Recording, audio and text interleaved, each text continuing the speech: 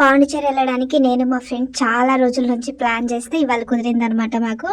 So నేనైతే office నుంచి direct రూమ్కి స్టార్ట్ అయిపోయాను. ఆల్రెడీ లగేజ్ ప్యాక్ చేసుకున్నాను కాబట్టి మా ఫ్రెండ్స్ ప్యాక్ చేసుకోగానే స్టార్ట్ అయిపోయాం. ఇప్పుడు మళ్ళీ మేము ట్రైన్ ఎక్కాలంటే సికింద్రాబాద్ వెళ్ళాలి. సికింద్రాబాద్ వెళ్ళాలంటే ఇప్పుడు మేము రూమ్ దగ్గర నుంచి మెట్రో వరకు నడుచుకుంటూ వెళ్ళాలి. మెట్రో దగ్గరికి వెళ్ళి అక్కడ నుంచి సికింద్రాబాద్ ట్రైన్ ఎక్కాలి. ఇంకా అలా నడుచుకుంటూ వెళ్ళి మెట్రో ఎక్కామన్నమాట. నేను మా ఫ్రెండ్స్ మెట్రో ఎక్కి సికింద్రాబాద్ వెళ్ళాలంటే మళ్ళీ అమీర్పేటలో చేంజ్ అవ్వాలి. అమీర్పేటలో చేంజ్ అయ్యి సికింద్రాబాద్లో అయితే దిగాము. సికింద్రాబాద్లో దిగి మళ్ళీ రైల్వే స్టేషన్కి కిందికి వెళ్ళిపోవాలి, మొత్తం కిందికి వెళ్ళిపోవాలి. అక్కడ నుంచి మేమందరం అయితే వెళ్ళిపోయాము.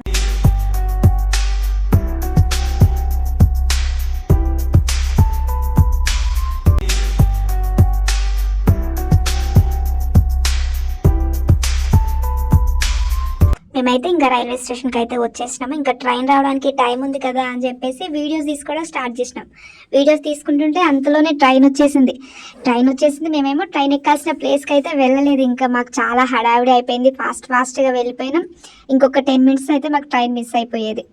ఎలాగలాగా ట్రైన్ అయితే ఎక్కేసినాం. మేమంతా హ్యాపీగా ట్రైన్ ఎక్కేసి ఇక జర్నీ స్టార్ట్ చేసినాం. మేము ఫస్ట్ టైం కాబట్టి మేమందరం ట్రిప్కి వెళ్ళడం అందరూ చాలా హ్యాపీగా ఫీల్ అవుతున్నారు. ఎప్పుడు ఇలా ఫ్రెండ్స్తో నేనైతే వెళ్ళలేదు. నార్మల్గా ఫ్యామిలీతో కూడా నేను ఎప్పుడు ట్రిప్స్కి వెళ్ళలేదు. కానీ నా ఫ్రెండ్స్తో ఫస్ట్ టైం హైదరాబాద్ వచ్చాక ట్రిప్కి అయితే వెళ్తున్నాం నా ఫ్రెండ్స్తో కలిసి. ఇంకా లగేజ్ అయితే సెట్ చేసేసుకొని ఇక మేము పడుకోవడానికి అయితే రెడీ అయిపోయాము. అలా మేము పడుకుంటే మార్నింగ్ 5కి అలా మెలకు వచ్చింది. కానీ అస్సలు జర్నీ చేసినట్లే అనిపించలేదు. 12 hours జర్నీ చేసాము, అయినా కూడా జర్నీ చేసిన ఫీలింగే రాలేదు. మంచిగా ప్రశాంతంగా పడుకొని చెన్నై వరకు అయితే ప్రశాంతంగా వచ్చేసాము. మార్నింగ్ లేచే వరకే తెల్లారిపోయింది.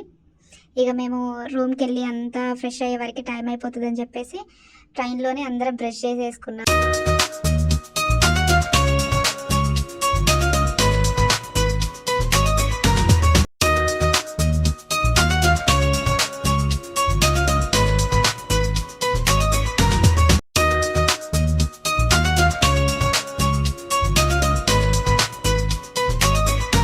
దిగాల్సిన స్టేషన్ అయితే వచ్చేసింది. మేమందరం దిగేసాము. దిగేసిన తర్వాత మమ్మల్ని అక్కడ స్టేషన్లో రిసీవ్ చేసుకోవడానికి నా ఫ్రెండ్ తన హస్బెండ్ కూడా వచ్చారు. తను ఇంతకుముందు మాతో రూమ్లో ఉందన్నమాట. తను చాలా క్లోజ్ ఫ్రెండ్. రూమ్లో ఉన్న అన్ని రోజులు చాలా ఎంజాయ్ చేశాము. కానీ రీసెంట్గా తనకి మ్యారేజ్ అయ్యి వెళ్ళిపోయింది. ఇప్పుడు ప్రజెంట్ అయితే చెన్నైలో ఉంటున్నారు వాళ్ళు. చాలా డేస్ నుంచి మమ్మల్ని రమ్మని ఒకటే అడిగింది, కానీ మాకు కుదరక వెళ్ళలేదు. ఎలాగో ట్రిప్ ప్లాన్ చేసాము. ఇక డైరెక్ట్గా ఫస్ట్ తన ఇంటికైతే వెళ్ళాము అందరం కలిసి. అక్కడికి వెళ్ళి అంతా ఫ్రెష్ అయ్యి మళ్ళీ పాండిచ్చేరికి అయితే స్టార్ట్ అయిపోయి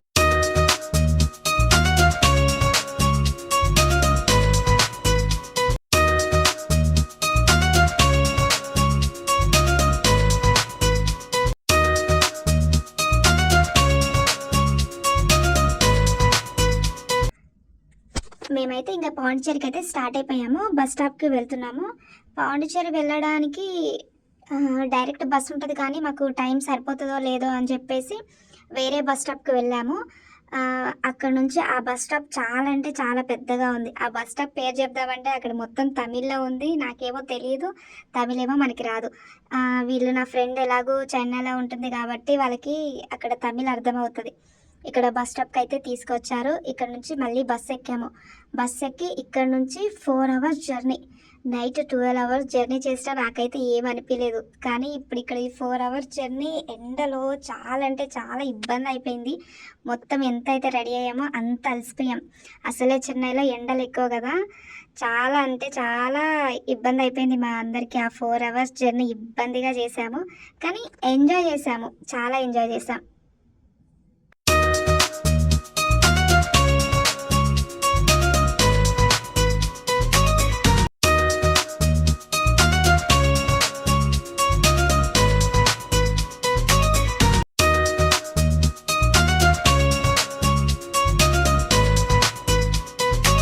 ఇంకా 5 to 10 minutesలో అయితే మేము పాండిచ్చేరిలో దిగిపోతాము. దగ్గరికి అయితే వచ్చేసింది, మేము దిగేసాము.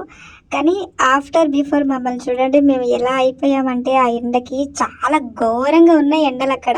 అప్పటికి నా ఫ్రెండ్ చెప్తుంది, ఇంత ఎండలో మీరు తట్టుకుంటారా, ఈ టైంలో మీరు ట్రిప్ ప్లాన్ చేశారు అనేసి. ఇంకా ఫ్రెంచ్ కాలనీకి అయితే వచ్చేసాము. ఇది ఫ్రెంచ్ కాలనీ అనమాట. కానీ అంత అలసిపోయినా కూడా ఈ ప్లేస్ చూడగానే చాలా పీస్ఫుల్గా అనిపించింది, చాలా హ్యాపీగా కూడా అనిపించింది మా అందరికీ. మొత్తం ఇదంతా తిరిగి చాలా అంటే చాలా ఎంజాయ్ చేసాము.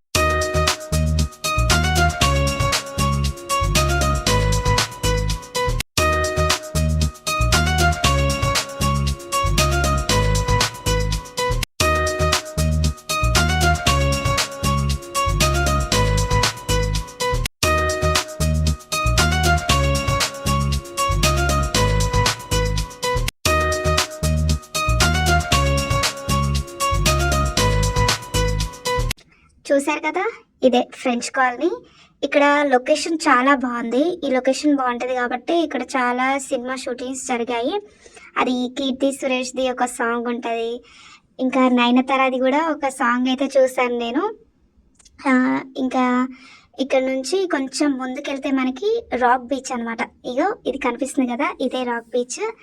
ఇక్కడ బీచ్ లో చాలా అంటే చాలా క్రౌడ్ ఉంది, చాలా మంది వచ్చారు. ఇక్కడ బీచ్ దగ్గర కూడా లొకేషన్ చాలా బాగుంది. ఇక్కడ చాలా ప్రీ వెడ్డింగ్ షూట్స్ ఇంకా సినిమా షూటింగ్స్ కూడా చాలా జరుగుతూ ఉంటాయి ఇక్కడ.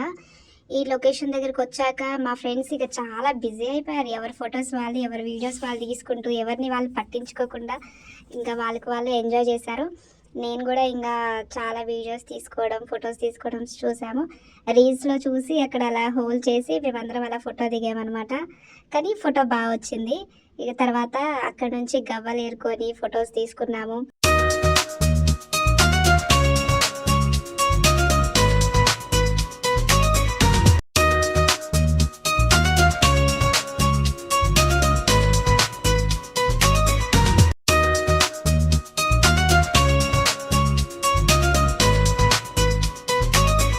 ఇంకా మొత్తం ఈవినింగ్ అయిపోయింది, ఇక టైం అయిపోతుందని చెప్పేసి మేము రిటర్న్ అయిపోయాము.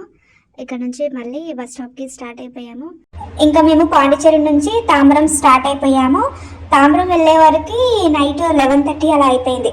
ఇక మేము అక్కడికి వెళ్ళి తినేసి పడుకునే వరకు 2:30 అయిపోయింది. ఇక మార్నింగ్ ఎవ్వరు లేవలేదు, అక్కడ బీచ్లో తిరిగి మొత్తం అలసిపోయారు. సో నెక్స్ట్ డే మేము మెరీనా బీచ్కి ప్లాన్ చేసుకున్నాం, కానీ టైం సరిపోలేదు, అందరు లేట్గా లేచారు. ఇక ఎలాగో సండే కదా అని చెప్పేసి బిర్యానీ ప్రిపేర్ చేసుకుందాం అనేసి అని అన్నారు. సో నేను అంటే నాకు వంట రాదు, కానీ బిర్యానీలో మాత్రం స్పెషలిస్ట్ అనమాట. వాళ్ళు ఇక బిర్యానీ చేయమన్నారు. బిర్యానీ మొత్తం ప్రిపేర్ చేసుకొని మేమందరం కలిసి తినేసాము. తినేసి మళ్ళీ హైదరాబాద్ వెళ్ళడానికి 4:30కి అలా ట్రైన్ ఉంది మాకు. ఇంకా అందరం బిర్యానీ తినేసి 1 by 1 ఫ్రెష్ అయిపోయాము. ఫ్రెష్ అయ్యి మళ్ళీ రెడీ అయిపోయే వరకు 3:30 అలా అయిపోయింది. ఇంకా మళ్ళీ హైదరాబాద్కి వెళ్ళాలి కాబట్టి అందరం స్టార్ట్ అయిపోయాము. ఇంకా మమ్మల్ని రైల్వే స్టేషన్ వరకు డ్రాప్ చేయడానికి మధు ఇంకా బావగారు కూడా వచ్చారనమాట. కానీ మాకు చాలా సపోర్ట్గా ఉన్నారు. అక్కడ మాకు తమిళ్ రాక మాకు చాలా ఇబ్బంది అయిపోయింది.